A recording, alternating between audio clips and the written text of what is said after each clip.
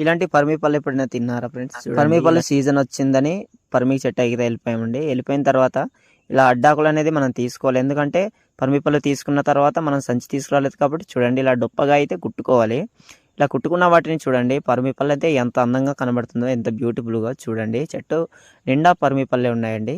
వీటిని మనం అయితే ఒక్కొక్కటి దాన్ని ఒకటి తీసుకోవాలండి. చాలా జాగ్రత్తగా తీసుకోవాలి. ఎందుకంటే ముళ్ళు ఉంటుంది కాబట్టి వీటిని ఎంత జాగ్రత్తగా తీస్తే మనకు అంత మంచిదండి. మనం తీసుకున్నటువంటి ఇలాంటి పరిమి పళ్ళని మనం చాలా జాగ్రత్తగా కుట్టుకున్నటువంటి ఈ డొప్ప ధర అయితే మనం పెట్టుకోవాలండి. చూడండి ఇలా పెట్టుకున్న వాటిని అయితే నేను కలెక్ట్ చేశానండి. చూడండి ఎంత ఎక్కువగా ఉందో చూడండి. ఇక నా వెనుక చూస్తే ఇంకా చాలా ఉన్నాయండి. అంటే ఇలాంటి తుప్పల్లో వెళ్ళాలండి. చూడండి వెళ్ళిన తర్వాత నాకైతే బూడిద పురుగులు అయితే కనిపించింది. మనం వీటి గురించి ముందులో ఒక వీడియో చేసుకున్నాం. ఇదిగోండి ఇదైతే భీముడి దుంప. దీనికోసం లాంగ్ వీడియో రాబోతుంది.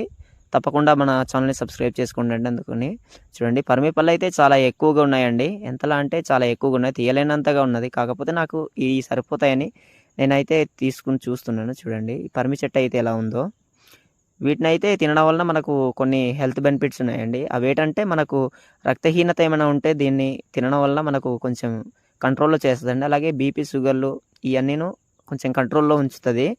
చూడండి ఇలా తిన్న తర్వాత అయితే మనకు లోపల పిక్క ఉంటుందండి. ఆ పిక్కను కూడా చూపిస్తాను నేను. చూడండి పిక్క ఉంటుంది. దీంట్లో ఉన్నటువంటి లోపల పొడిని అనేది మా పూర్వీకులు అప్పుడు వైద్యం కూడా వాడేవాడండి. చూడండి సన్ సెట్ అయిపోయిన తర్వాత చూడండి ఎంత బ్యూటిఫుల్గా కనబడుతుందో ఈ విలేజ్. అలా పరిమి పళ్ళు తీసుకున్న సమయంలో చూడండి పిల్లలు అయితే వచ్చారండి. పిల్లలు వచ్చిన తర్వాత పిల్లలు మేము కలిసి తిన్నామండి.